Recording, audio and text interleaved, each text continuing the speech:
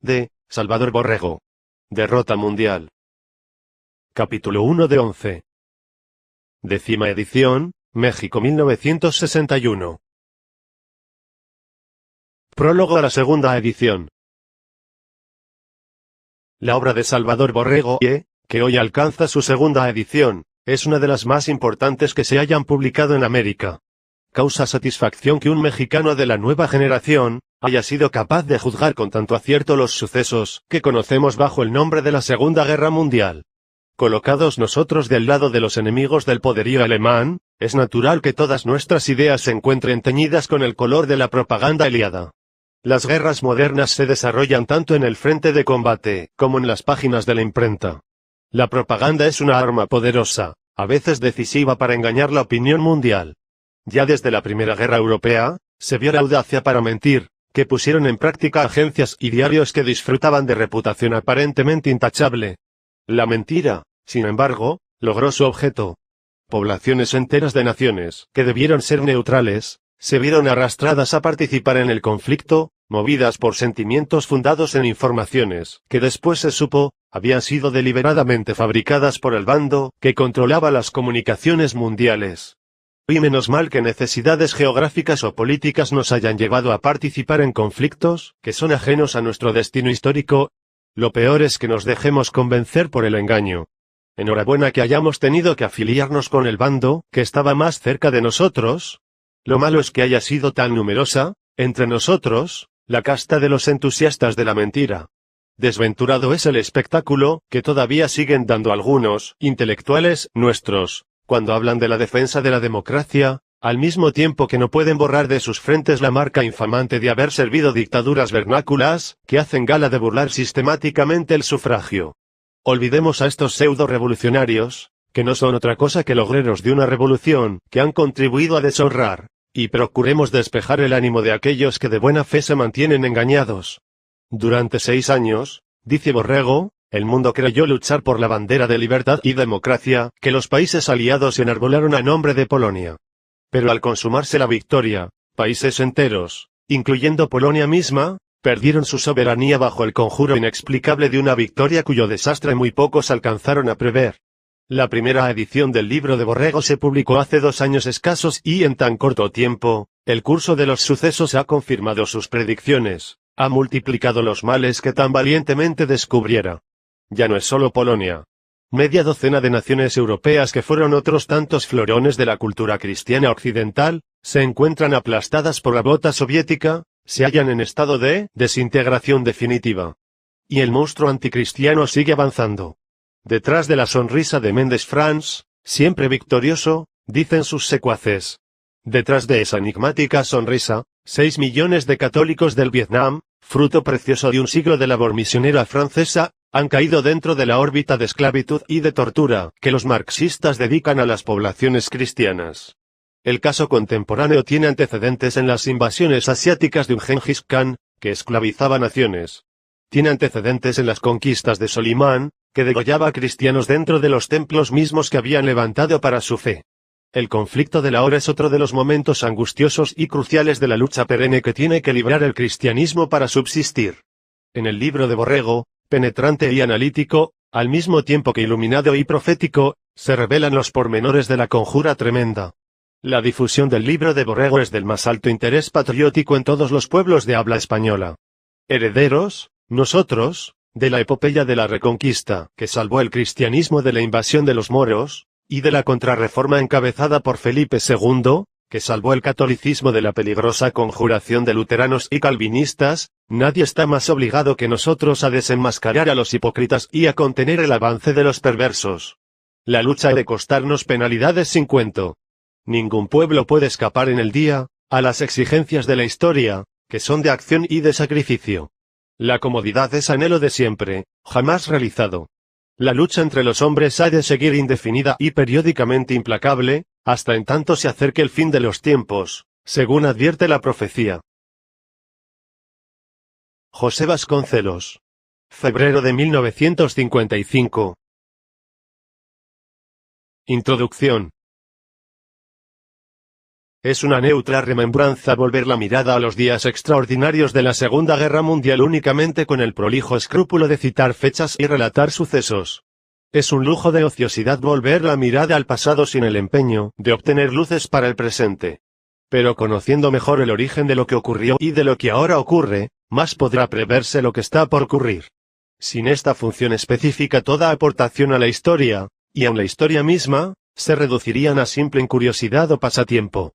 Es un hecho que aún no silenciado del todo el fuego, que durante 6 años mantuvo vivo ese siniestro organismo de muerte, que fue la Segunda Guerra Mundial, el mundo se halló súbitamente en el umbral de otra guerra más destructora e incierta. Durante 6 años la humanidad se creyó luchando por la paz definitiva, mas los acordes de su victoria fueron ensombrecidos por la amenaza de un cataclismo todavía mayor. Durante 6 años el mundo creyó luchar por la bandera de libertad y democracia, que los países aliados enarbolaron a nombre de Polonia. Pero al consumarse la victoria, países enteros, incluyendo Polonia misma, perdieron su soberanía bajo el conjuro inexplicable de una victoria cuyo desastre muy pocos alcanzaron a prever. Un asombroso y súbito resultado, después de 6 años de aparente lucha por la libertad y la democracia y la paz definitiva, sorprendió al mundo. Ya no era la libertad de los polacos, libertad perdida totalmente, pese a la victoria, la que se hallaba en riesgo, sino la libertad del mundo entero. Ya no era simplemente la conquista de mercados entre las grandes potencias la que se balanceaba en juego, sino el destino del pueblo norteamericano, y en cierta forma el de América. El destino de Alemania y la Gran Bretaña, y así el de Europa entera también. En los orígenes del conflicto armado que empezó la madrugada del 1 de septiembre de 1939 palpitaron ya los gérmenes de lo que ahora ocurre y de lo que está por venir. En lo acontecido entonces se filtran ya las sombras de lo que el futuro nos reserva. En el reverbero de la Segunda Guerra Mundial hay relámpagos que alumbran los decenios y quizás los siglos por llegar. Mucho se ha hablado de la guerra. Un mar de datos casi inagotables abruman y abrumarán por mucho tiempo a los historiadores. La mayor parte de estos datos son jeroglíficos. Incluso los hechos y las cifras, pese a lo concluyente de su calidad concreta, son frecuentemente apenas símbolos o frontispicio de realidades más profundas. Querer entender esta guerra y el monstruoso engaño que el mundo sufrió con ella, viendo simplemente ese mar de datos, es lo mismo que contemplar, clasificar o relatar apariencias de inscripciones cuneiformes y suponer que ya con esto se conoció la civilización sumeria. Entre los símbolos y su significación media un abismo. Y en el caso concreto de la guerra pasada este abismo se ha hecho más oscuro porque los adelantos que la técnica ha puesto al servicio de la difusión del pensamiento, radiogramas, cablegramas, libros, películas, folletos, etc. tienen su anverso positivo de orientación y su reverso negativo de confusión, según el sentido en que se le utilice. En la guerra y después de ella se le ha utilizado para confundir. Un diluvio de crónicas con dosificada intención. De libros aparentemente históricos, de radiodifusiones y de películas bajo la influencia intangible de los mismos ocultos inspiradores, oscurecen situaciones, infiltran deformaciones. Nada tiene así de extraño que aun los espíritus más serenos, objetivos e imparciales, para no hablar de masas carentes de opinión propia, lleguen a conclusiones erróneas. Por eso muchas conciencias firmes han hecho insensiblemente suya la forma ajena y capciosa de plantear el problema internacional de la Segunda Guerra. Una vez dado ese primer paso en falso, los siguientes son erróneos también, y por eso es tan frecuente que hombres de profunda comprensión y sólido criterio confiesen ahora su desconcierto ante los sucesos internacionales. Un nuevo examen de lo que ocurrió, y por qué ocurrió, puede aclarar los sucesos presentes y ayudar a prever los futuros. El monstruoso engaño que el mundo padeció al inmolar millones de vidas y al consumir en fuego esfuerzos inconmensurables, para luego quedar en situación incomparablemente peor que la anterior, no es obra del azar. Si el resultado solo fuera desorden quizá nada habría de sospechoso. Pero en la bancarrota que el mundo occidental afronta ahora se oculta un admirable tejido de acontecimientos. Dentro del aparente desorden hay un eslabonamiento admirable de hechos, que obedecen a un mismo impulso y que marchan hacia una misma meta. Detrás de todo esto hay una inteligencia y una fuerza. La situación actual no es el resultado fortuito del desorden, sino la notable culminación de una serie de actos, que se enlazan siguiendo una secuencia y un camino. Occidente se halla de pronto en el momento más comprometido de su historia, pero su desgracia no ha descendido de accidentales sucesos. Ha sido labrada minuciosamente y escrupulosamente. Examinando los orígenes y el desarrollo de la Segunda Guerra surgen luces que explican el presente. Tal es el objeto de este libro. Muchos de los que vieron desaparecer las falanges macedónicas, de los que presenciaron la caída de Alejandro, el asesinato del César, la capitulación de Napoleón, creían asistir a acontecimientos comunes y corrientes, pero estaban presenciando los fulgores que encienden cada zigzag de la historia. Lo que ahora tenemos a la vista es algo más que fulgor de un simple cambio. Es el incendio inconmensurable de una cultura que casi sin saber por qué presiente las pisadas del peligro mortal. Capítulo primero. Índice. Aurora Roja 1848 a 1919. 69 años de lucha incansable. Los dos elementos que formaron el bolchevismo. Alemania, meta inmediata del marxismo. Paréntesis de guerra. Factor secreto en la derrota alemana. 69 años de lucha incansable. Producción, Alejandro Concha Gajardo. www.alejandroconcha.com. En la segunda mitad del siglo pasado los umbríos bosques y las extremosas estepas de Rusia guardaban ya tan celosamente, como ahora la enigmática mística del alma rusa. Fuera de sus fronteras solo unas cuantas mentes, moduladas para escuchar el paso de los siglos por llegar, lograban entrever algo. Entre esas pocas mentes que sobre el hombro de una época vislumbraban destellos del futuro político, Nietzsche preveía en 1886. Es en Francia donde la voluntad está más enferma. La fuerza de voluntad está más acentuada en Alemania y en Inglaterra y en España y Córcega por las duracabezas de sus habitantes, pero está más desarrollada en Rusia, donde la fuerza del querer por largo tiempo acumulada espera la ocasión de descargarse, no se sabe si en afirmaciones o en negaciones. Yo desearía que la amenaza rusa creciera para que Europa se pusiera en defensa y se uniera en una voluntad duradera y terrible para fijarse una meta de milenios. Pasó el tiempo de la política menuda. El próximo siglo nos promete la lucha por el dominio del mundo.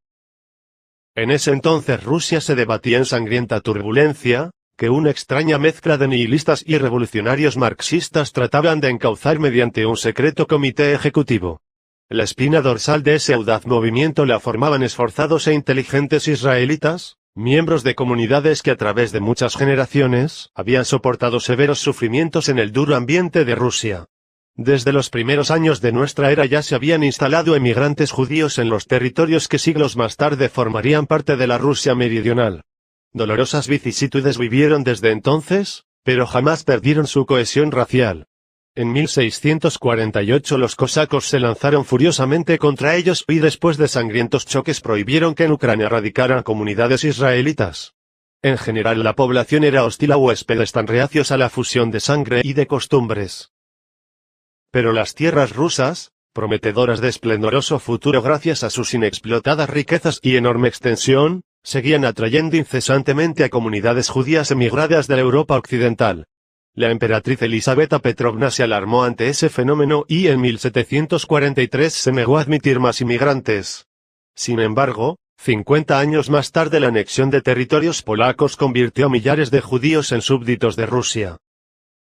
En esa forma las comunidades israelitas aumentaron considerablemente, no sin sufrir hostilidades y persecuciones, tal como le había ocurrido a sus ancestros en todos los tiempos y en todos los pueblos. El zar Alejandro I, que gobernó de 1801 a 1825, trató con benevolencia a la población judía y sufrió un completo fracaso al pretender que se asimilara a la población rusa. El siguiente zar, Nicolás I, 1825 a 1855, se impacientó ante la renuencia de las comunidades israelitas a fusionarse con la población rusa y redujo sus derechos cívicos, además de que le hizo extensivo el servicio militar obligatorio que ya regía en el imperio. Esto causó trastornos y descontento entre los judíos, pero una vez más lograron conservar sus vínculos raciales y sus milenarias costumbres. Al subir al trono Alejandro II, 1855, la situación de los israelitas volvió a mejorar y no tardaron en prosperar en el comercio, la literatura y el periodismo. Varios diarios judíos se publicaron en San Petersburgo y Odessa. Precisamente en ese entonces, girando alrededor de la doctrina comunista delineada en 1848 por los israelitas Marx y Engels, se vigorizó en Rusia la agitación revolucionaria. En 1880 los israelitas Leo Deutsch, P. Axelrod y Vera Zasulich, y el ruso Plejanov, formaron la primera organización comunista rusa. Y un año después varios conspiradores, encabezados por el judío Vera Fignez, asesinaron al zar Alejandro II. El hijo de este, Alejandro III, tuvo la creencia de que las concesiones hechas por su padre habían sido pagadas con ingratitud y sangre. En consecuencia, expulsó a los judíos de San Petersburgo, de Moscú y de otras ciudades, y le redujo más aún sus derechos cívicos. Los crecientes desórdenes y atentados los atribuyó a la influencia de ideas extrañas al pueblo ruso y ordenó enfatizar el nacionalismo y reprimir las actividades políticas de los intelectuales hebreos. La inteligente población israelita se mantuvo estrechamente unida en esos años de peligro. Sufrida, inflexible en sus creencias, celosa de la pureza de su sangre, ya estaba ancestralmente acostumbrados a sobreponerse a las hostilidades que su peculiar idiosincrasia provocaba al entrar en conflicto con las ajenas. Ya antes había demostrado con arte magistral que a la larga sabía aprovechar en beneficio de su causa las reacciones desfavorables con que tropezaba en su camino. Es esta habilidad una de sus creaciones más originales y con ella ha demostrado que ningún pueblo está verdaderamente vencido mientras su espíritu se mantenga indómito. Lo mismo que le había ocurrido en otros países, esa raza vio como 1000 de sus hijos, emigrados a las tierras rusas, prometedoras de esplendoroso futuro debido a sus inexplotadas riquezas y enorme extensión, chocaban con el brusco carácter del pueblo ruso y eran luego objeto de hostilidades y persecuciones. El régimen de Alejandro III fue duro con sus huéspedes. Y estos se protegieron mimetizándose con las nacionalidades de los más variados países de donde procedían, aunque en el fondo seguían siendo una misma raza, una sola religión y un mismo espíritu. El mismo año en que fue asesinado el zar Alejandro II, 1881, el ministro zarista Povodonostev calculó en 6 millones el número de judíos residentes en Rusia y proyectó una opción enérgica para convertirlos forzosamente al cristianismo y expulsar por lo menos a 2 millones de ellos. Aunque su plan no llegó a practicarse, hubo muchos detenidos y numerosos exiliados. A estos últimos los auxiliaban sus hermanos de raza radicados en Nueva York, tales como Jacobo Schiff, Felix Adler, Emma Lazarus, Joseph Seligman, Henry Rice y otros muchos, según refiere el rabino Stephen Weiss en su libro Años de lucha, algunos de ellos eran prominentes banqueros. La población judía de Rusia era ya tan importante que el israelita James Parkes afirma: en lo cultural y en lo religioso, puede decirse que el país de Israel se había transportado a Europa Oriental. Los judíos representaban la 10ª parte de la población. La gran mayoría de los gentiles eran campesinos, que habitaban aldeas donde no había judíos, salvo tal vez un hotelero y un comerciante. Los judíos habitaban en pueblos y ciudades. En los primeros constituían a veces el 95% de la población y en las segundas más del 50%. La situación se hizo todavía más tirante para los israelitas y sus compañeros rusos revolucionarios cuando Alejandro Ilich Ulyanov, hijo de la judía Blanc, falló en su intento de asesinar al zar Alejandro III. Ulyanov fue detenido y luego ahorcado junto con 4 de sus cómplices. Pero su hermano Vladimir guardó para sí el odio que alentaba contra el régimen y sorteó esa época de peligro portándose como estudiante disciplinado y pacífico. Más tarde se convertía en jefe revolucionario, bajo el nombre de Lenin, en el reivindicador de las minorías israelitas y en el creador de un nuevo régimen. Producción, Alejandro Concha Gajardo. www.alejandroconcha.com. Por el momento, él y toda la población hebrea pasaron en Rusia años sombríos y difíciles, mas acrecentaron sus fuerzas en el infortunio y vigorizaron sus creencias ante la hostilidad. Por supuesto, no olvidaron su meta revolucionaria, que el rabino Caleb había esbozado así en la tumba de Simeón ben Judá, en Praga. Conviene que, en la medida de lo posible, nos ocupemos del proletariado y lo sometamos a aquellos que manejan el dinero. Con este medio levantaremos a las masas. Las empujaremos a las agitaciones, a las revoluciones, y cada una de estas catástrofes significará un gran paso para nuestras finalidades. A la muerte de Alejandro III, en 1894, subió al trono Nicolás II. De tendencias moderadas y escuchando las quejas de los israelitas, ordenó suavizar el trato que se le daba. Ya para entonces el antisemitismo había cundido tanto en la masa del pueblo, que no era fácil extirparlo del todo. De origen ruso es la palabra pogrom, nombre que se dio a los cruentos movimientos populares contra los judíos. De todas maneras, los israelitas disfrutaron de más garantías y libertades. Por ese entonces corrosivas fórmulas ideológicas, no nacidas en Rusia, volvieron a propagarse con renovado impulso para agitar a las masas rusas. Una vez más iba a manifestarse en la historia el gigantesco poder de una idea cuando se la utiliza en el terreno propicio y del modo adecuado. Esa idea era una mezcla de nihilismo y de marxismo, que inquietaba aún más a las ya descontentas masas proletarias. Hablando de esa época, el historiador judío Simon Dubnow dice que, el mismo año en que se fundó en Basilea la organización sionista, formóse en Wilno una asociación socialista secreta denominada Bund, 1897. Desarrolló el Bund una propaganda revolucionaria entre las masas judías en su lengua, el yiddish, lo cual constituyó, en un principio, el único síntoma nacional de ese partido. Además del Bund nacieron partidos mixtos de sionistas y socialistas, los Polasion y los sionistas socialistas.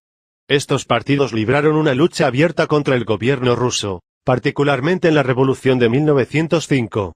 Los revolucionarios israelitas participaron asimismo en los partidos socialistas rusos, en las manifestaciones estudiantiles, en las huelgas obreras y en los actos terroristas contra los gobernantes. La renovada agitación degeneró en graves disturbios obreros en 1899. El Partido Social Revolucionario tenía una sección terrorista a cargo del Sagaz judío Gersuni, cuyos agentes mataron al ministro ruso Sibyagin, al gobernador Bogdanovich, al premier Plebe, al gran duque Sergei y al general Dubrasov. El zar Nicolás II pensó que había dado un paso en falso al suavizar el trato para los israelitas y restableció algunas de las limitaciones que años antes le levantara. Numerosos propaladores del marxismo, entre ellos el judío León Davidovich Bernstein, posteriormente conocido como León Trotsky, fueron deportados a Siberia. Trotsky estaba casado con una hija del financiero judío Jabotovsky. Las turbulencias parecieron amainar. Incluso surgió una escisión entre los mismos agitadores. No en cuanto a su meta, sino en cuanto a la mayor o menor impetuosidad para alcanzarla. No era que unos hebreos se lanzaran contra otros, sino que diferían de opinión respecto a la táctica de lucha. Así surgieron los bolcheviques, los del programa máximo, y los mencheviques, los del programa mínimo. Vladimir Ilich Lenin se hizo líder de los primeros. Aunque la severa represión oficial alcanzó a muchos agitadores judíos que se movían entre los trabajadores, dejó intacta la estructura secreta que gestaba la revolución. Creyendo haber sido ya suficientemente severo, o buscando una transacción con ellos, en 1904 el régimen suavizó su política hacia los israelitas. Pero estos inmediatamente reforzaron su actividad revolucionaria y en 1905 organizaron motines más grandes que los anteriores. Entonces el zar Nicolás II se alarmó e hizo nuevas concesiones al conglomerado judío, cuya fuerza política era ya un hecho innegable. Con esto el marxismo cobró mayor brío. Inútilmente los zares habían querido evitar la agitación reprimiendo a los que directamente alentaban el descontento popular nacido de la miseria, pero sin anular a los ocultos conspiradores, que eran los que dirigían todo el movimiento para subvertir el orden.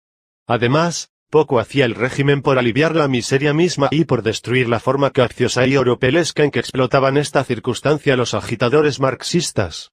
Ante la sutil técnica de la conspiración marxista los zares fueron incapaces de una acción coordinada y firme para liquidarla. Frecuentemente titubearon y en ocasiones llegaron a concebir el absurdo de que los brotes de desorden podrían conjurarse mediante concesiones. Pero resulta que hacer concesiones a un adversario que busca la victoria total es solo facilitarle su camino. Lenin y algunos de sus colaboradores emigraron para ponerse a salvo de las redadas de revolucionarios que de tiempo en tiempo hacía el régimen zarista. Por eso en 1908 los israelitas Applebaum, Zinoviev, Rosenfeld, Kamenev, cuñado de Trotsky, y Lenin se reunieron en París a planear una nueva etapa de agitación. No es un azar que hayan ingresado a las huestes revolucionarias rusas tantos israelitas, dice Pierre Richardson, La vida de Lenin. Por lo pronto, si se hace abstracción de las masas rusas, poco propicias para el reclutamiento de políticos, hay que reconocer que el porcentaje de judíos en Rusia no era tan exiguo como se decía. Y además, no era fatal que su febril actividad, contrastando con la población rusa, ¿debía exagerar enormemente su papel en la revolución? ¿Y su espíritu hereditariamente aguzado por el Talmud? ¿No debía sentirse cómodo en las controversias de las escuelas socialistas? En fin, los sufrimientos que le endurecieron bajo el régimen zarista los acercaban a su sueño de palingenesia social, resurgimiento y hegemonía del pueblo judío. Uno de los métodos con que los revolucionarios hebreos trataron de ponerse a cubierto de la represión oficial, fue tan sencillo como eficaz. En grupos más o menos numerosos se trasladaban a Estados Unidos, se nacionalizaban norteamericanos, regresaban a Rusia y hacían valer su nueva ciudadanía, como hijos de una nación poderosa. En esto eran ayudados por la numerosa colonia israelita radicada en Norteamérica, que en aquel entonces casi llegaba a 3 millones y que influía ya en los círculos financieros y políticos. En San Petersburgo, dice Henry Ford, en el Judío Internacional llegó a haber 30.000 judíos, de los cuales solo 1.500 se ostentaban como tales. Las autoridades rusas no tardaron en tratar de frustrar ese inusitado procedimiento de protección, y esto dio origen a que numerosos órganos de la prensa americana protestaran contra la falta de respeto a las ciudadanías recién concedidas por los Estados Unidos. Producción, Alejandro Concha Gajardo. www.alejandroconcha.com. Con esa ejemplar hermandad que los israelitas practican desde uno al otro confín del mundo, el 15 de febrero de 1911, estando Taft en el poder, agrega Henry Ford, los judíos Jacobo Schiff, Jacobo Furt, Luis Marshall, Adolfo Kraus y Enrique Goldfogel le pidieron que como represalia contra Rusia fuera denunciado el Tratado de Comercio. Aunque en un principio Taft se rehusó, israelitas de todo el país enviaron cartas a senadores y diputados, gestionaron apoyo de gran parte de la prensa, pusieron en movimiento el Comité Judío Americano, a la Orden Virit y a otras muchas filiales o afines. El influyente político Wilson, que después llegó a ser presidente de Estados Unidos, presionó resueltamente en favor de los judíos y durante un discurso en el Carnegie Hall afirmó: el gobierno ruso, naturalmente, no espera que la cosa llegue al terreno de la acción, y en consecuencia, sigue actuando a su placer en esta materia, en la confianza de que nuestro gobierno no incluye seriamente a nuestros compañeros de ciudadanía judíos entre aquellos por cuyos derechos aboga. No se trata de que expresemos nuestra simpatía por nuestros compañeros de ciudadanía judíos, sino de que hagamos evidente nuestra identificación con ellos. Esta no es la causa de ellos. Es la causa de Norteamérica. Finalmente, el Tratado de Comercio suscrito 80 años atrás fue denunciado el 13 de diciembre de 1911. Por primera vez un zar, en ese entonces Nicolás II, sintió que los descendientes de aquellos israelitas que 50 años antes rehuían temerosos la violencia rusa, ya no estaban tan solos. Aunque la inmensa mayoría eran nacidos en las estepas, y aunque eran hijos y nietos de otros también nacidos allí, ni el medio ambiente ni la convivencia de siglos los hacían claudicar de sus metas políticas ni de sus costumbres. Tal parecía que conservando sin mezcla su sangre conservaban igualmente sin mezcla su espíritu. Cierto que el imperio ruso era aún poderoso y que la lejana represalia de la denuncia del Tratado de Comercio americano no bastaba para revocar las limitaciones impuestas a los israelitas, mas sin embargo, constituía un incómodo incidente, que en grado imponderable influyó para que se suavizara el trato oficial a los judíos. Y aunque ese mismo año de 1911 se estableció que los judíos no podían ser electos concejales, en la práctica se le trató con mayor consideración. Entretanto, el llamado Comité Ejecutivo seguía ocultamente atizando el descontento y propiciando la rebelión. Las series de huelgas sangrientas que se iniciaron en 1905 adquirieron incontenible impulso en 1910 al estallar 200 paros obreros. 3 años más tarde las huelgas se contaban por millares. El descontento de las masas iba siendo crecientemente aprovechado como instrumento revolucionario marxista. En ese entonces el imperio ruso se hallaba ya tan minado que malamente podía afrontar una guerra internacional.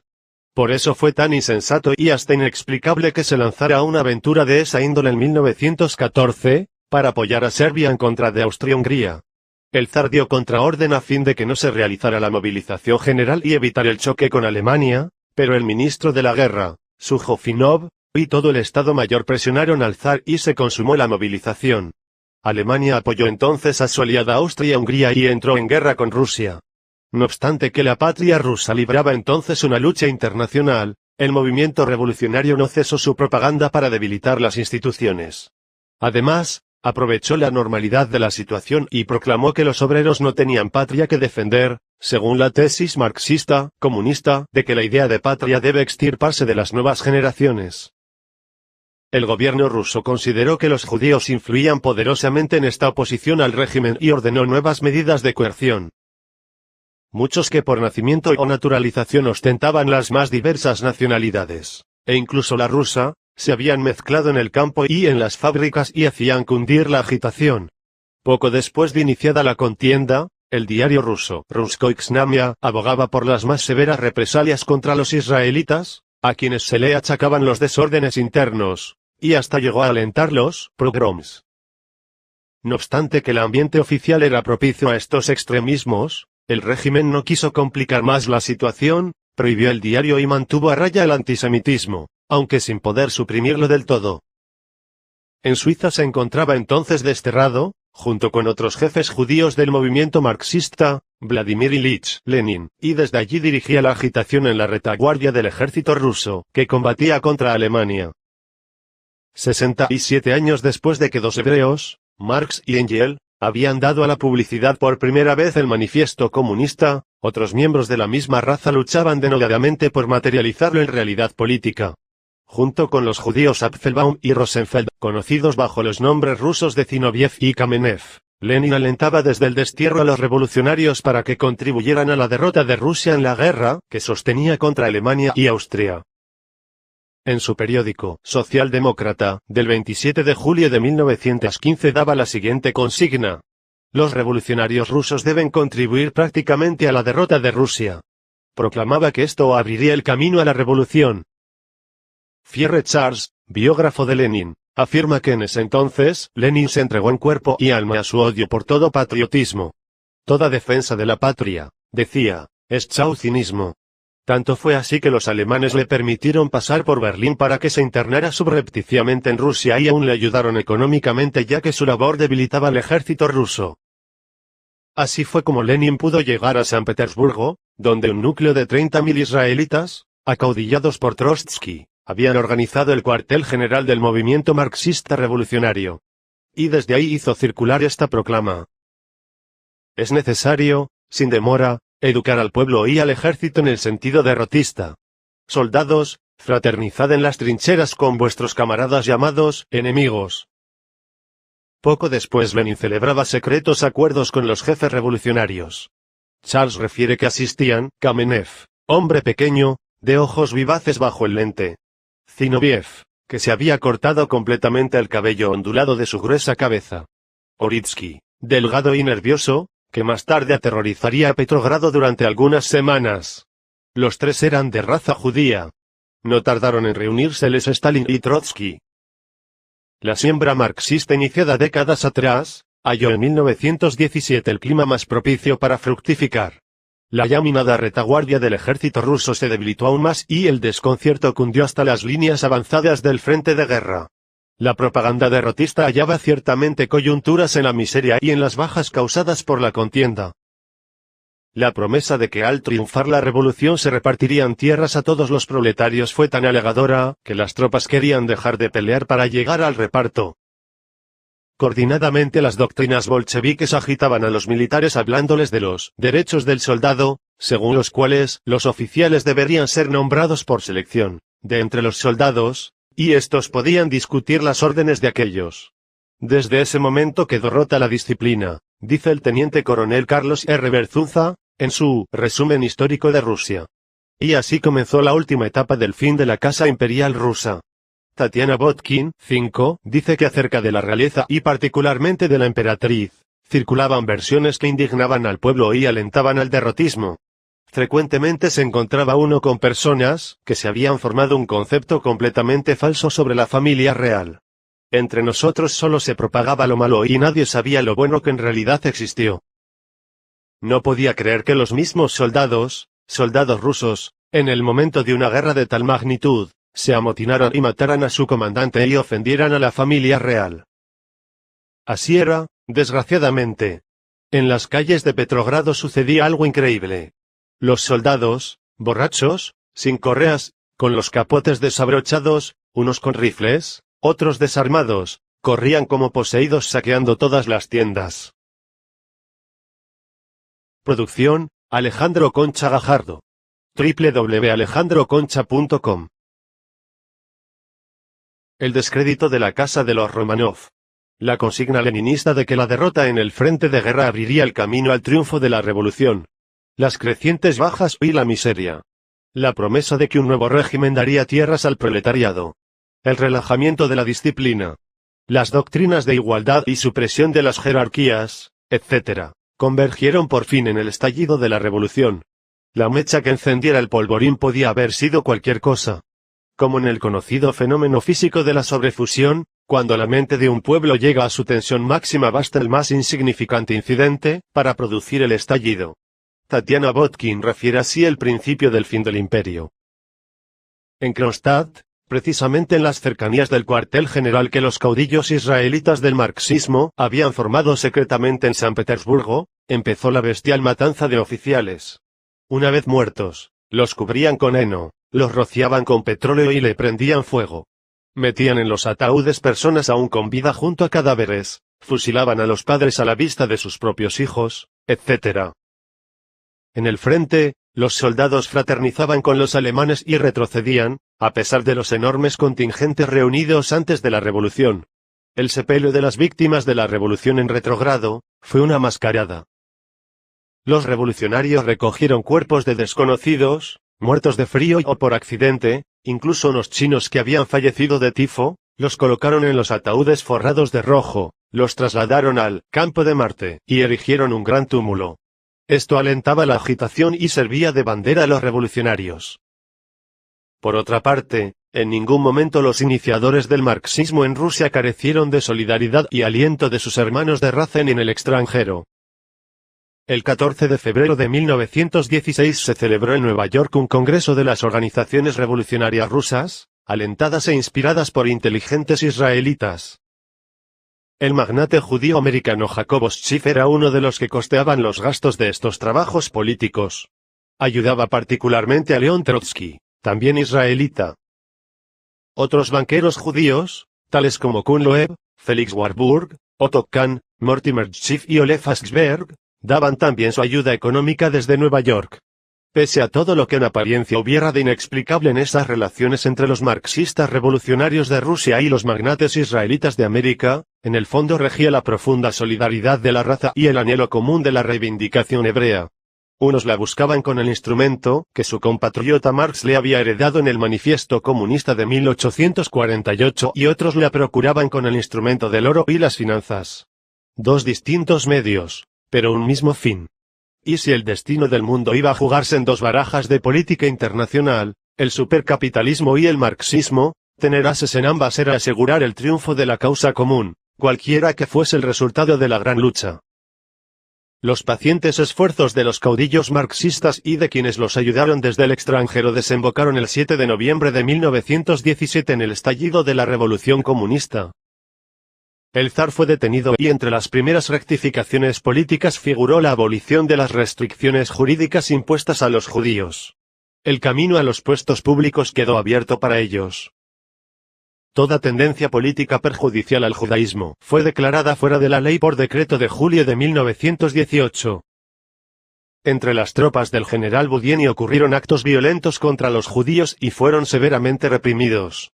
A ese respecto el escritor judío Salomón Resnick dice en su libro, 5 ensayos sobre temas judíos. Pronto sobrevino una vigorosa reacción contra tales desviaciones. 138 cosacos, entre ellos varios comandantes, fueron condenados a muerte y se impuso a todo soldado rojo la obligación de luchar contra el antisemitismo, esa herencia vergonzosa, criminal y sangrienta. La casa de los Romanov fue exterminada. Tatiana Botkin refiere así el final del zar, de la zarina, del zarevich, y de las princesas Olga, Tatiana, María y Anastasia. En la prisión, casa de Ipatiev, de Ekaterimburgo, la familia real sufría 1000 vejaciones. La situación de todos empeoró al ser nombrado otro comisario, el judío Yurovsky. El trato de los guardias se convirtió en un verdadero martirio, que sus majestades soportaban con verdadera resignación cristiana. Por comida le daban las sobras de los guardias, quienes además escupían en los platos. Luego les servían la comida y se las arrebataban cuando empezaban a comer. En la noche del 3 de julio de 1918 fueron bárbaramente asesinados. Cuando penetró Yurovsky con 12 soldados, de los cuales solo 2 eran rusos, los demás judíos y letones, Yurovsky se encaró con el emperador y le dijo: «Usted se ha negado a aceptar la ayuda de sus familiares en el extranjero, por lo que tengo que fusilarlo». El emperador se persignó, abrazó a su hijo con toda serenidad y se arrodilló. La emperatriz hizo lo mismo. Sonaron unos disparos. Yurovsky disparó sobre el emperador. Los soldados sobre los demás. Dieron vuelta a los cadáveres y los asaetearon con las bayonetas.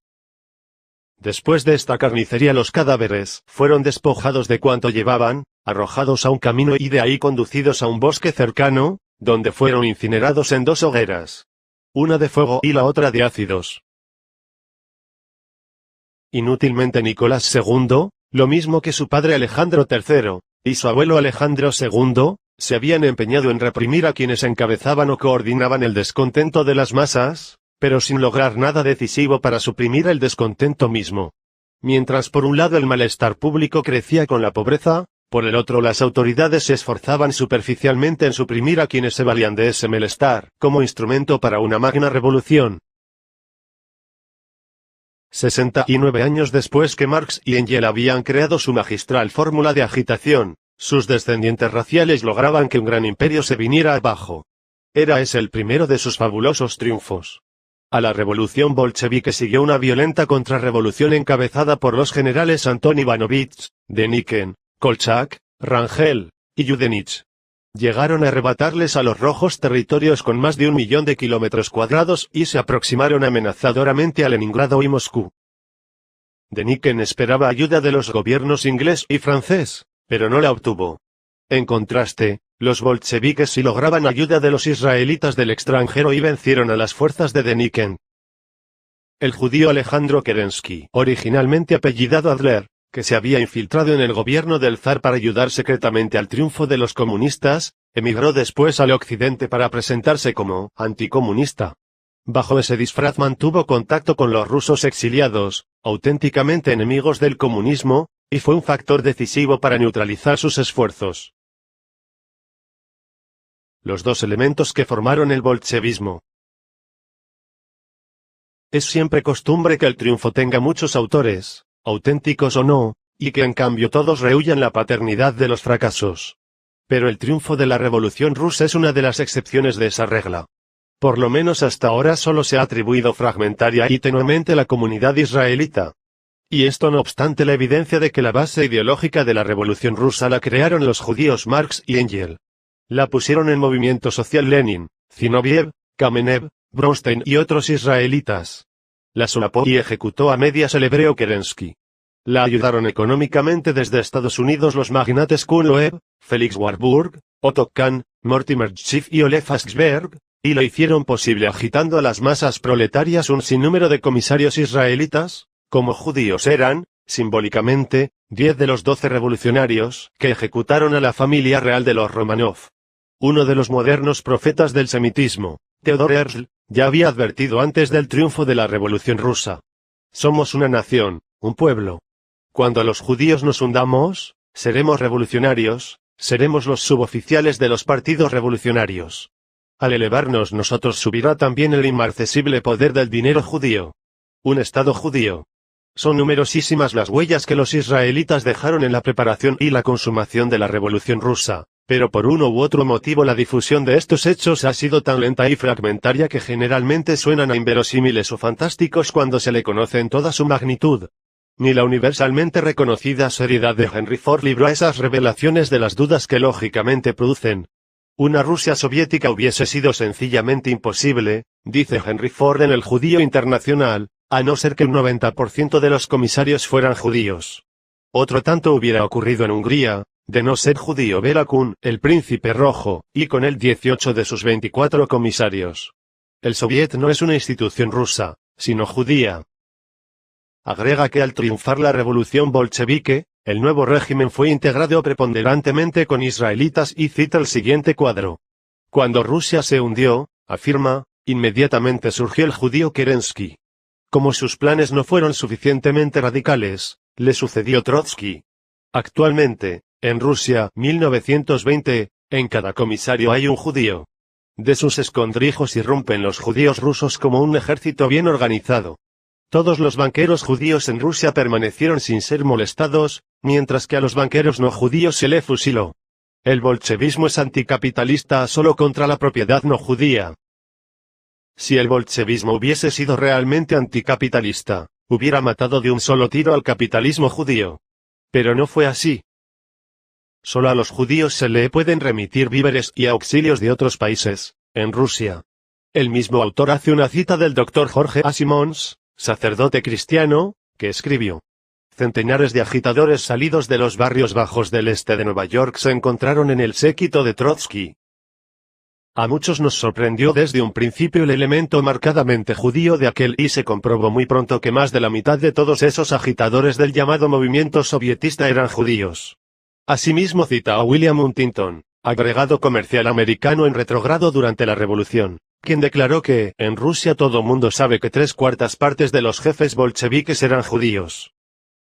Coincidiendo con todo lo anterior, el periódico ruso, Hacia Moscú, de septiembre de 1919, dijo: no debe olvidarse que el pueblo judío, reprimido durante siglos por reyes y señores, representa genuinamente el proletariado, la internacional propiamente dicha, lo que no tiene patria. Y Cohen escribía en El Comunista, de abril de 1919, puede decirse sin exageración, que la gran revuelta social rusa fue realizada solo por manos judías. El símbolo del judaísmo, que durante siglos luchó contra el capitalismo, se ha convertido también en el símbolo del proletariado ruso, como resulta de la aceptación de la estrella roja de 5 puntas, que como es sabido fue antiguamente el símbolo del sionismo y del judaísmo en general. Desde un punto de observación muy distante, el investigador Schubart se refiere a este mismo asunto en los siguientes términos. También la nacionalidad de los jefes bolcheviques, entre los cuales hay un gran contingente de judíos, lituanos y grusinios, indica el carácter extraño, no ruso, de este movimiento. El marxismo no tiene más que una peculiaridad, que encuentra afinidad de sentir en el ruso. Es el meollo mesiánico de la doctrina. Lo sintió el alma eslava con fino olfato, y lo tomó por punto de partida. El occidental siente latir más fuerte su corazón al pasar revista a sus bienes. En el ruso está vivo el sentimiento de que las posesiones nos poseen a nosotros, de que el poseer significa ser poseído, de que en medio de la riqueza se ahoga la libertad espiritual. Schubart no es el único en considerar que en la idiosincrasia rusa había propicias coyunturas para que el marxismo teórico y utópico ganara adeptos que luego se convirtieran en instrumento para los organizadores judíos. Osvaldo Spengler apuntó en Decadencia de Occidente. El alma rusa, alma cuyo símbolo primario es la planicie infinita, aspira a deshacerse y perderse, sierva anónima, en el mundo de los hermanos. La vida interior del ruso, mística, siente como pecado el pensamiento del dinero. Producción, Alejandro Concha Gajardo. www.alejandroconcha.com. Otro filósofo, el conde de Kaiserlin, coincide con los dos anteriores. Los rusos son tan profundamente religiosos en el alma, que incluso el materialismo, el ateísmo, la industrialización y el plan quinquenal les sirven de iconos. Igualmente, el sacerdote jesuita norteamericano E. A. Walsh, que vivió en la Unión Soviética en 1923, opina en su libro Imperio Total. El mujik ruso, cuando está impregnado de vodka, revela una sórdida grosería y una torpe animalidad solo limitada por la capacidad física. Pero, terminada la orgía, llorará con su prójimo en fraterna comprensión, perdonará a los ladrones, cobijará a los asesinos con compasión y manifestará instantánea simpatía hacia todos sus compañeros de peregrinación en este valle de lágrimas, y al orar exclamará: Dios, ten piedad. Otto Skorzeny, que como oficial alemán conoció a los rusos durante 4 años de lucha, da el testimonio de que el soldado que fue a la guerra por el materialismo dialéctico posee, en realidad, un idealismo religioso. Casi puede decirse que el ruso, en cuanto a alcanzar su objetivo ideal, es un enemigo de lo posible. Necesita objetivos lejanos y fantásticos. Son innumerables los investigadores que, habiendo estudiado la psicología del ruso, coinciden en que bajo su dureza acorazada por el sufrimiento de siglos y que bajo su crueldad propia de los caracteres primitivos, late un vigoroso sentimiento místico. Y es precisamente en este sentimiento, espontáneo y de distinta índole, que el pensamiento lógico, donde el marxismo israelita se injertó, donde el marxismo encontró un punto de apoyo para erigirse en fuerza gigantesca. El empuje indiscutible del bolchevismo surgió de dos factores: la fórmula alucinante y utópica de Marx y el sencillo misticismo de las almas rusas.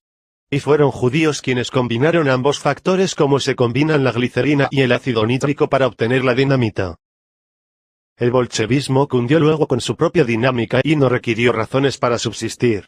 Incluso pudo hacerlo pese a las realidades que lo contradecían. Tal es el mecanismo de los movimientos sociales que llegan a erigirse en creencias místicas o pseudomísticas. Algo de esto señala Max Eastman al afirmar: el comunismo es una doctrina que no puede ser científica, pues es exactamente lo contrario. Religión. Y algo muy semejante señala Gustavo Le Bon en Ayer y Mañana. Las creencias de forma religiosa, como el socialismo, son inconmovibles porque los argumentos no hacen mella en una convicción mística. Todos los dogmas, los políticos sobre todo, se imponen generalmente por las esperanzas que hacen nacer y no por los razonamientos que invocan. La razón no ejerce influencia alguna sobre las fuerzas místicas. Así se explica que pese a su procedencia extranjera, pues el marxismo no era ruso, ni sus propagadores tampoco, grandes masas del pueblo lo hicieron entusiastamente suyo, por lo menos en la etapa inicial. Lo captaron por una de sus fases, por la fase mística de la reivindicación del indigente, y para esta espontánea adhesión no necesitaban ni investigar orígenes, ni razonar sobre las bases científicas del movimiento. Durante milenios el hombre ha anhelado barrer el abuso de los poderosos y disfrutar de justicia social. Al prometer la satisfacción de ese viejo anhelo, los creadores israelitas del comunismo lograron un formidable triunfo psicológico y político. Dentro de sus propias filas raciales la minoría judía de Rusia carecía de la fuerza del número, pero la conquistó entre las masas no semitas, e inclusive antisemitas, gracias a las promesas populares que el comunismo hacía. Y a fin de garantizar que esta poderosa arma política se mantuviera siempre dirigida por sus creadores, se le dio el dogma de la internacionalización, de tal manera que se cometía una herejía al querer servir al proletario sin la consigna emanada de Moscú, sede del marxismo israelita.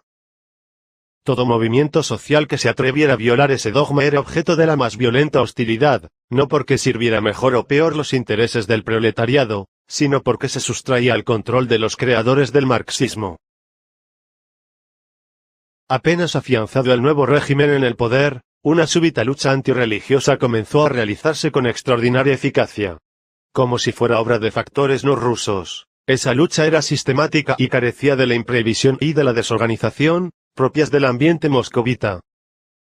En su implacable eficacia se advertía el sello de una mano extraña. En la fachada del ayuntamiento de Moscú, en vez de la imagen que se veneraba, se inscribió la frase de Lenin: la religión es el opio del pueblo.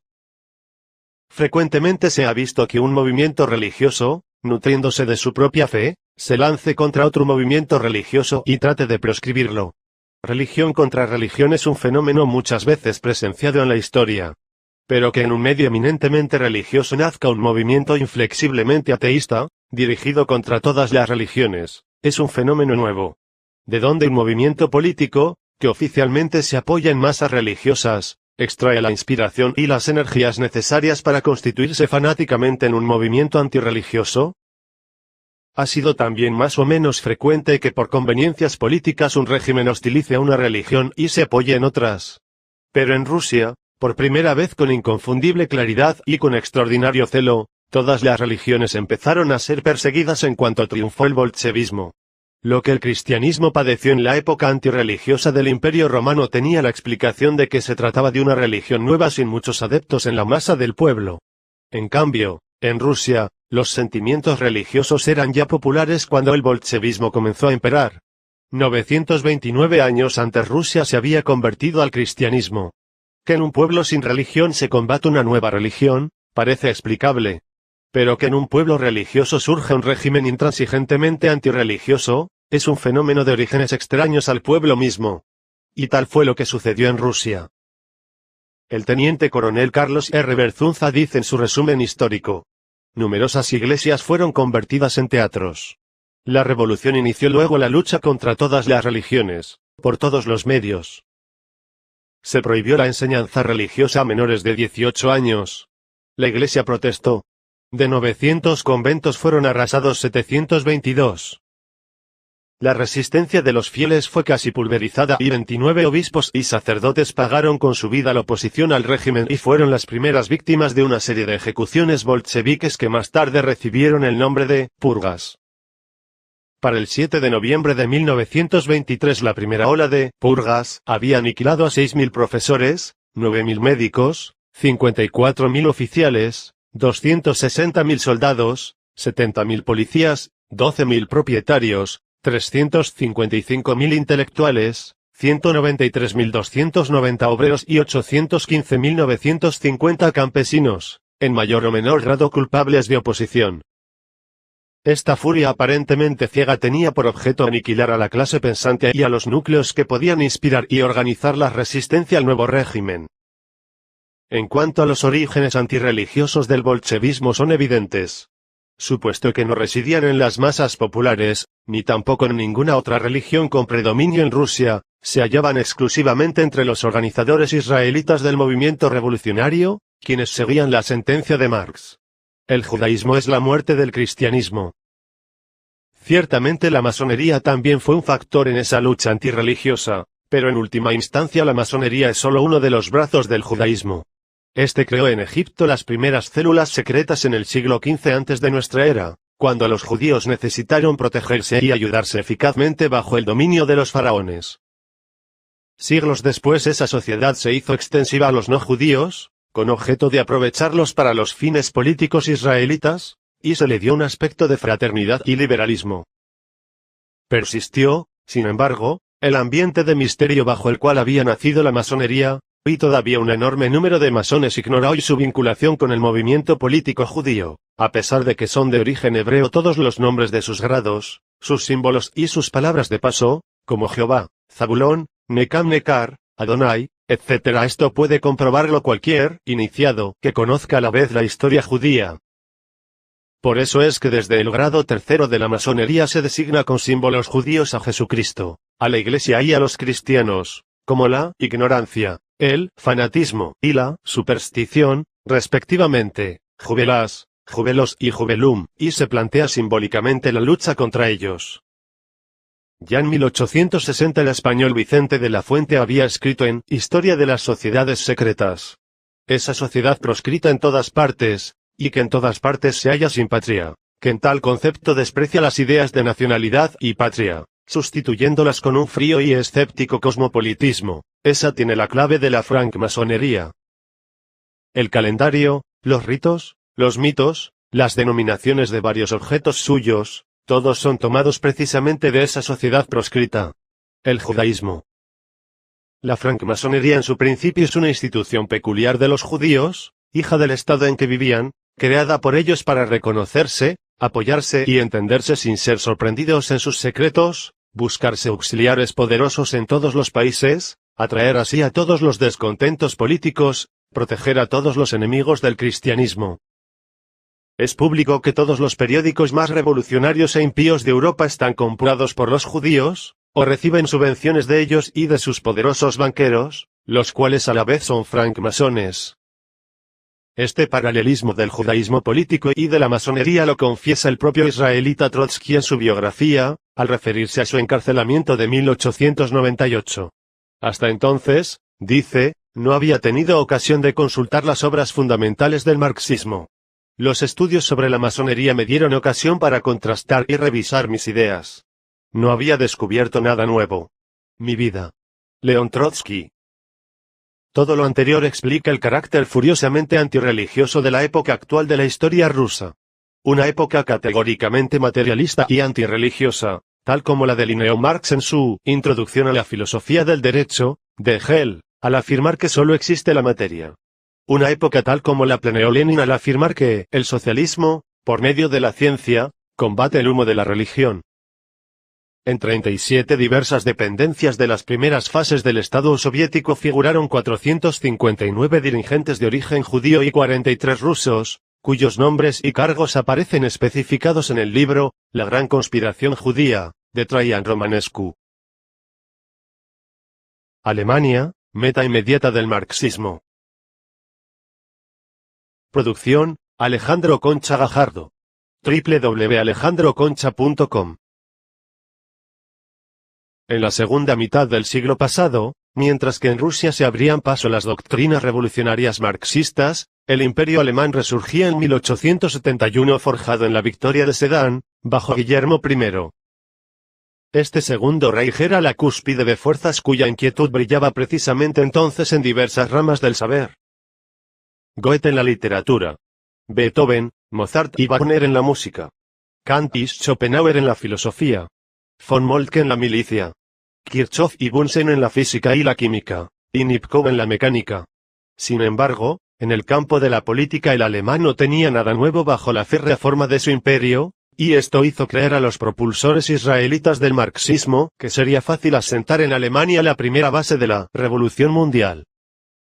En efecto, Karl Marx, judío originalmente llamado Kisel, Mordecai, y su compatriota Friedrich Engels, quisieron que el marxismo se materializara en régimen político primero en Alemania y después en Rusia.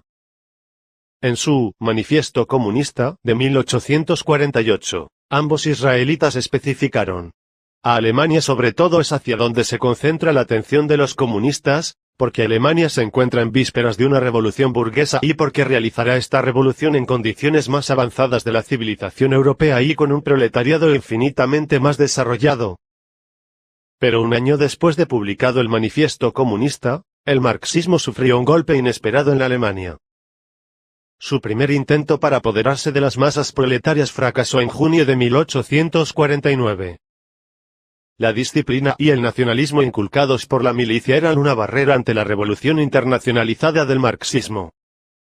El general Helmut von Moltke señalaba que esa cólera moral fascinaba a los demócratas y se extendía por toda Europa reclutando en sus filas abogados, literatos y tenientes echados del servicio. En 1864 Marx fundó la primera internacional para impulsar la agitación internacional, particularmente en Alemania y Rusia. El comunismo anhelaba el control de Alemania por sus capacidades industriales y guerreras y el de Rusia por sus vastos recursos naturales y humanos.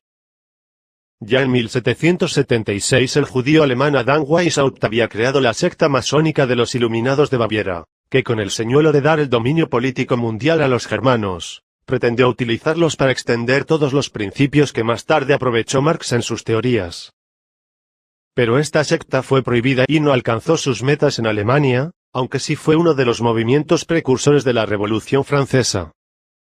Más tarde, Lenin insistía en el sueño de Weishaupt y de Marx y le decía a sus legionarios que la tarea inmediata era unir el proletariado industrial de Alemania, Austria y Checoslovaquia con el proletariado de Rusia creando así una poderosa combinación industrial y agraria desde Vladivostok hasta el Rin. Y varios intentos se realizaron con este objeto. Lenin dijo un día que si era preciso sacrificar la revolución rusa a la revolución alemana, que representaba muchas más probabilidades de buen éxito, no dudaría en hacerlo. Las riquezas agrícolas de Rusia y las riquezas industriales de Alemania formarían una potencia gigantesca. El propio Lenin dijo también al general Ali Fuad Bajá, primer embajador turco en la Unión Soviética: si Alemania acepta la doctrina bolchevique me trasladaré inmediatamente de Moscú a Berlín. Los alemanes son gente de principios y permanecen fieles a las ideas una vez que han aceptado su verdad. Proporcionarán un medio mucho más favorable para la propagación de la revolución mundial que los rusos, cuya conversión exigirá mucho tiempo. Pero el arraigado patriotismo del alemán era un obstáculo para eso. Aun abrazando el marxismo, lo privaba de su sello internacionalista. John Plamenaz refiere que Lasalle, judío fundador del Partido Socialista Alemán, no pudo llegar a proclamar abiertamente el comunismo. Sin embargo, la doctrina hacía progresos, y Plamenaz afirma que el Partido Democrático Socialista Alemán adoptó un programa completamente marxista en espíritu. Entretanto, la industria alemana se desarrollaba rápidamente, y en poco tiempo este partido se convirtió en el más grande del Estado. Lenin creía que con ayuda de los trabajadores alemanes, los rusos podrían evitar los peligros que de otro modo se derivarían de una revolución prematura. En vísperas de la Primera Guerra Mundial el marxismo luchaba con igual denuedo en Rusia y en Alemania, si bien con distinta táctica. El más alto nivel cultural y económico del pueblo alemán impedía progresos tan rápidos como los logrados entre las masas analfabetas y paupérrimas de Rusia. En Alemania había mejor información sobre los orígenes de las diversas tendencias políticas y esto impedía que muchos cayeran en redes hábilmente tendidas. El periodista Marr, el historiador Traiske, el pastor Stoecker, el filósofo Duering y el profesor Rolling llamaron frecuentemente la atención sobre la secreta influencia del judaísmo y habían gestionado con Bismarck que se le refrenara. Pero de todas maneras el Partido Democrático Socialista Alemán, con inspiración marxista, iba ganando terreno en los sindicatos. Años más tarde, a principios de 1913, un joven descendiente de aldeanos, de 20 años de edad, que de peón había ascendido a acuarelista, reflexionaba en Múnich que la nación no era, según los marxistas, otra cosa que una invención de los capitalistas. La patria, un instrumento de la burguesía, destinado a explotar a la clase obrera. La autoridad de la ley, un medio de subyugar el proletariado. La escuela, una institución para educar esclavos y también amos. La religión, un recurso para idiotizar a la masa predestinada a la explotación. La moral, signo de estúpida resignación, etc. Nada había, pues, que no fuese arrojado en el lodo más inmundo. Ese joven artesano, llamado Adolfo Hitler, era partidario del sindicalismo, pero no bajo la inspiración internacionalista de Marx, sino bajo el ideal nacionalista de patria y de raza. Esta necesidad, la de los sindicatos y su lucha, tendrá que considerarse como justificada mientras entre los patrones existan hombres no solo faltos de todo sentimiento para con los deberes, sino carentes de comprensión hasta para los más elementales derechos humanos. El sindicalismo, en sí, no es sinónimo de antagonismo social. Es el marxismo quien ha hecho de él un instrumento para la lucha de clases. La huelga es un recurso que puede o que ha de emplearse mientras no exista un Estado racial, encargado de velar por la protección y el bienestar de todos, en lugar de fomentar la lucha entre los dos grandes grupos, patrones y obreros, y cuya consecuencia, en forma de la disminución de la producción, perjudica siempre los intereses de la comunidad.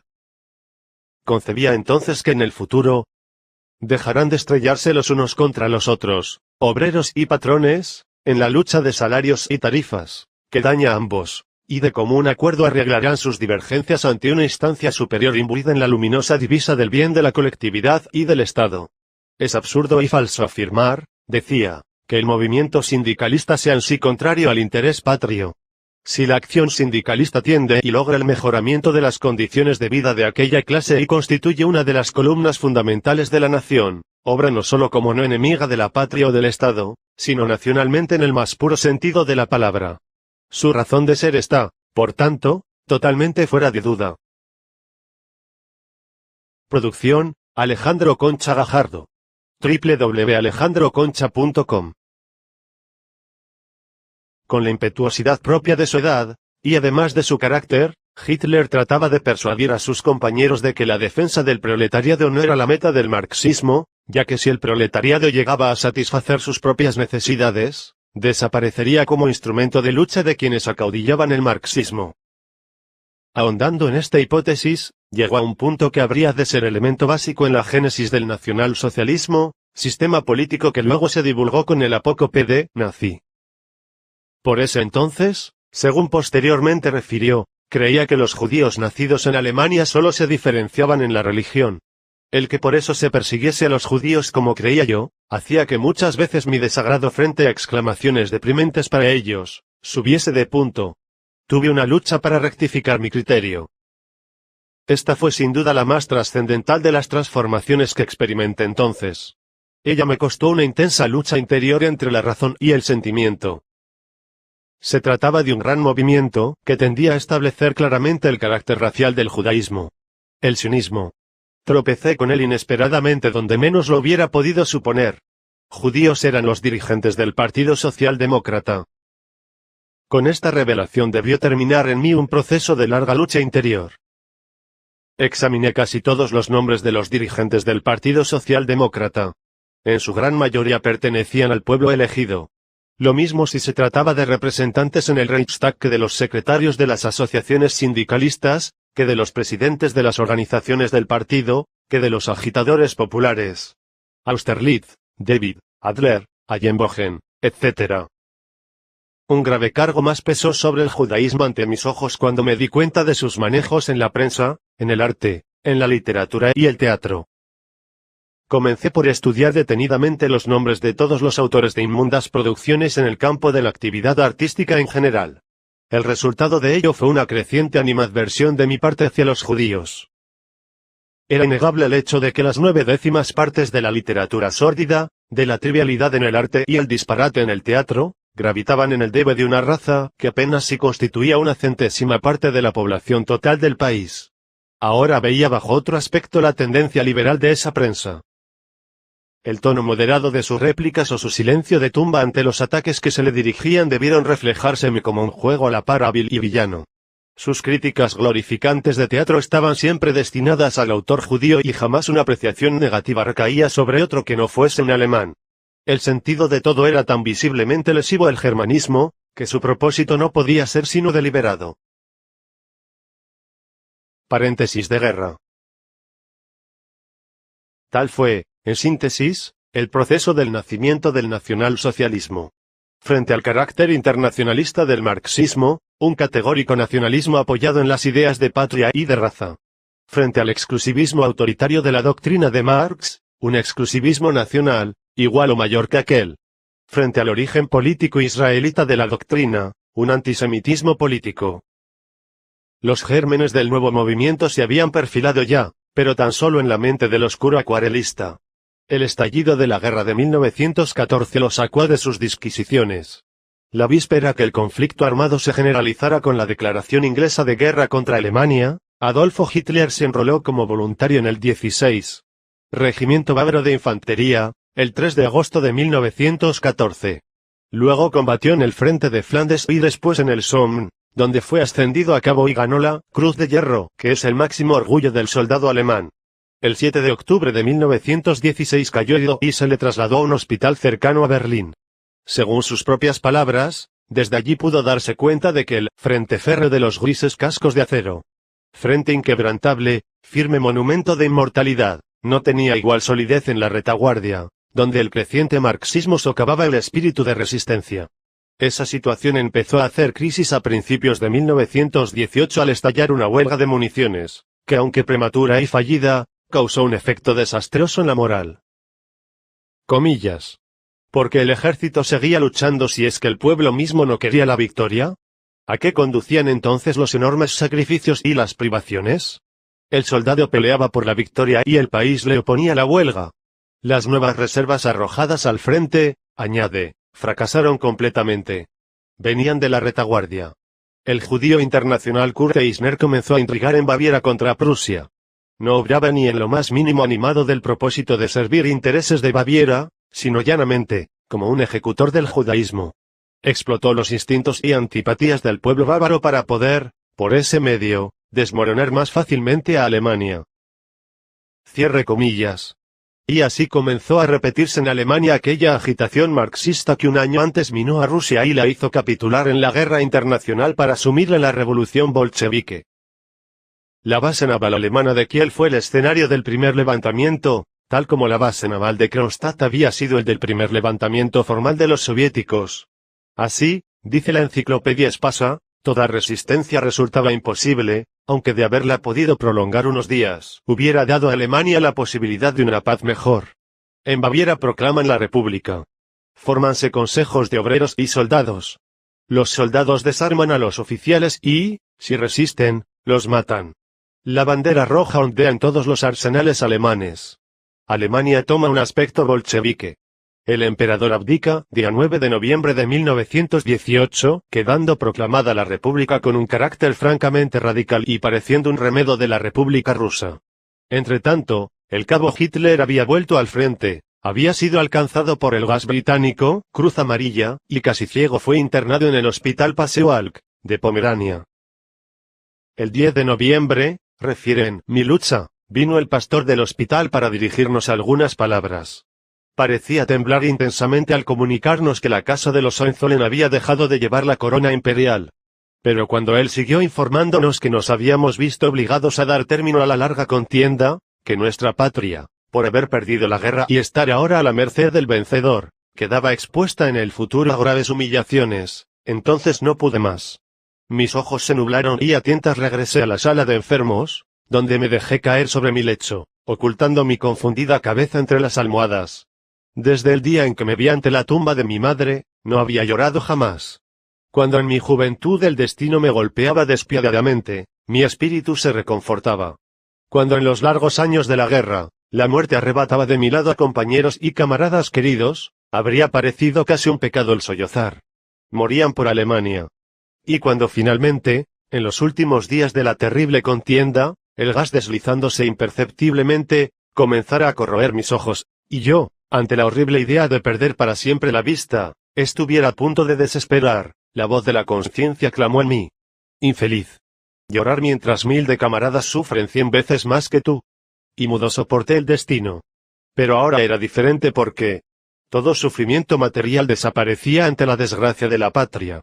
Todo había sido, pues, inútil. En vano todos los sacrificios y todas las privaciones, inútiles los tormentos del hambre y de la sed, durante meses interminables. Inútiles también todas aquellas horas en que entre las barras de la muerte, cumplíamos, a pesar de todo, nuestro deber. Infructuoso, en fin, el sacrificio de 2 millones de vidas. ¿Acaso habían muerto para eso los soldados de agosto y septiembre de 1914, y luego seguido su ejemplo en aquel otoño, los bravos regimientos de jóvenes voluntarios? ¿Acaso para eso cayeron en la tierra de Flandes aquellos muchachos de 17 años? Guillermo II había sido el primero que, como emperador alemán, tendiera la mano conciliadora a los dirigentes del marxismo, sin darse cuenta de que los villanos no saben del honor. Mientras en su diestra tenían la mano del emperador, con la izquierda buscaban el puñal. Había decidido dedicarme a la política. Producción, Alejandro Concha Gajardo. www.alejandroconcha.com. Como consecuencia del Tratado de Paz, se privó a Alemania de 70.580 kilómetros cuadrados de territorio metropolitano, con 6.475.000 habitantes. Además de 2.952.600 kilómetros cuadrados de colonias, y se le fijaron reparaciones por valor de 90.000 millones de marcos oro. Lo que había sido el Segundo Reich quedó reducido a 472.000 kilómetros cuadrados, poco menos que la cuarta parte de México, con 68 millones de habitantes. Aprovechando el malestar de la guerra perdida, tal como ocurrió en Rusia, el marxismo hizo un supremo esfuerzo en Alemania por restablecer el Estado soviético. Los motines y los paros se utilizaron pródigamente para atemorizar y dominar, pero los revolucionarios tropezaron con una oposición nacionalista más poderosa y consciente que la vida en Rusia. Los agitadores israelitas Karl Liebknecht y Rosa Luxemburgo lucharon frenéticamente estableciendo soviets en diversas poblaciones hasta que fueron muertos por un soldado. En Múnich, el israelita Eisner proclamó en 1919 un régimen francamente soviético, pero después de 4 semanas fue derrocado en sangrientas luchas callejeras. El ejército repudiaba el bolchevismo y como la gran masa del pueblo seguía queriendo y respetando al ejército, los marxistas tuvieron que limitar sus ambiciones. En Berlín fueron dominados después de que hubo más de 1000 muertos. Friedrich Ebert, que en plena guerra había votado por la continuación de la huelga en las fábricas de municiones, logró escalar la presidencia de la nueva república y establecer un régimen que, aunque todavía muy distante del radicalismo soviético, le seguía los pasos a prudente distancia. Toda la maquinaria oficial adquirió cierto matiz anticristiano y benevolente tolerancia hacia el marxismo, actitudes que hasta entonces no había adoptado ningún gobierno alemán. En 1918 la nueva constitución alemana fue delineada por un jurisconsulto judío, Hugo Preuss, según dice el israelita Salomón Resnick, en 5 ensayos sobre temas judíos. Factor secreto en la derrota alemana. La Revolución Marxista Soviética de 1917 y la Revolución Marxista Alemana de 1918 tuvieron un mismo origen. Desde 1848 era público que Marx y Engels buscaban la conquista del proletariado germano. Luego Lenin, Trotsky y otros israelitas proclamaron como meta la unificación e internacionalización de las masas rusa y alemana. Al caer el emperador Guillermo II, como cuando en Rusia cayó el zar, los israelitas aumentaron su influencia en Alemania. Al terminar la guerra, dice Henry Ford, los gananciosos fueron los judíos. En Alemania, 1918, controlaron Rosenfeld el Ministerio de Gracia y Justicia. Irks, Gobernación. Simón, Hacienda. Futran, Dirección de Enseñanza. Kastenberg, Dirección del Negociado de Letras y Artes. Wurm, Secretario de Alimentación. El Dr. Irks y el Dr. Stadagen, Ministerio de Fomento. Cohen, Presidente del Consejo de Obreros y Soldados, cuyos colaboradores judíos eran Sten, Erz, Loes Weinberg, Frankel, Israelowitz, Laubein, Seligschen, Katzenstein, Laufenberg, Eymann, Schlesinger, Merz, y Weil. Nunca la influencia judía había sido mayor en Alemania, y se erigió mediante la ayuda del bolchevismo disfrazado de socialismo, del control de la prensa, de la industria y de la alimentación. Los judíos alemanes Felix y Paul Warburg cooperaban en Estados Unidos, en el esfuerzo bélico contra Alemania. Su hermano Máximo Warburg alternaba, entre tanto, con el gobierno alemán. Los hermanos se encontraron en París, en 1919, como representantes de sus respectivos gobiernos y como delegados de la paz. Mediante empréstitos, los judíos se infiltraron en las cortes, lo mismo en Rusia que en Alemania o Inglaterra. Su táctica recomienda ir derecho al cuartel general. Más coincidencias. Walter Rathenau, judío, era el único que poseía la comunicación telefónica directa con el Kaiser.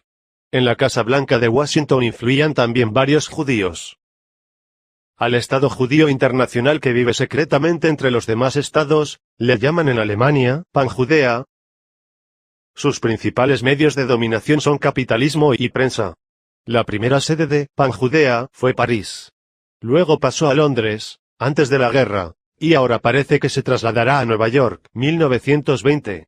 Como Panjudea dispone de las fuentes de información del mundo entero, puede ir preparando la opinión pública mundial para sus fines más inmediatos. El Berliner Tageblatt y la Münchener Neueste-Nachrichten fueron durante la guerra órganos oficiosos del gobierno alemán, y sin embargo, defendían decididamente los intereses judíos. La Frankfurter Zeitung, de la que dependen muchos otros diarios, es genuinamente judía. Muy distante del fabricante norteamericano de automóviles, que hacía estas observaciones, el general Ludendorff, estratega alemán, no se explicaba la derrota de 1918 y presintió que allí actuaban fuerzas ocultas que no encajaban en los cálculos del Estado Mayor. Después de hacer estudios e investigaciones en este sentido, afirmó que las fuerzas responsables de la derrota de Alemania constituían el poderío secreto del mundo, formado por judíos y masones. Con base en diversos documentos aseguró que estos habían estorbado la producción de guerra y fomentado la desmoralización en la retaguardia. En su testamento recomendaba a los alemanes un esfuerzo supremo, económico, militar y psicológico, a fin de sacudir la influencia del poderío secreto del mundo. La guerra total. Nota. De aquí en adelante, el autor cita a Hitler. Entretanto, con el uniforme de cabo, Adolfo Hitler ya no pensaba en la arquitectura, que fue su ambición anterior a la guerra, sino en la política. Le había impresionado sobremanera el triunfo total del marxismo en Rusia y los progresos arrolladores que hacía en Alemania.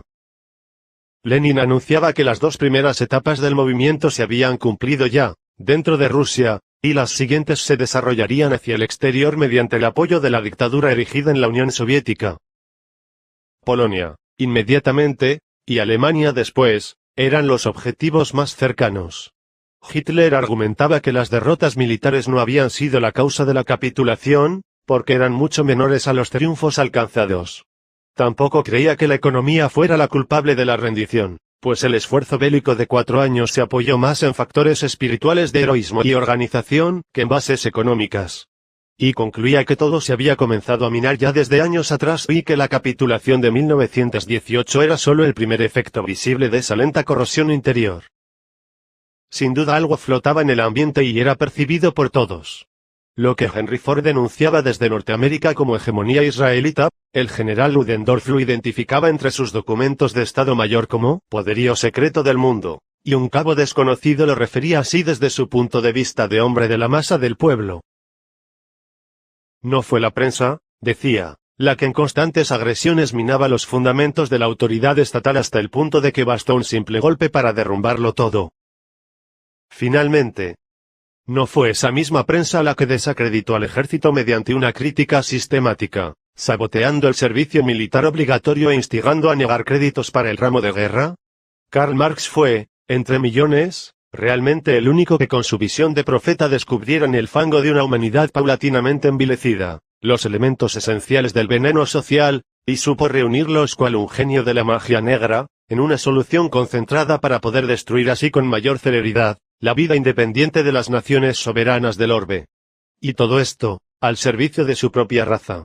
Adquiriendo acciones entre el judío en la industria, gracias a la bolsa crece su poder en el terreno económico.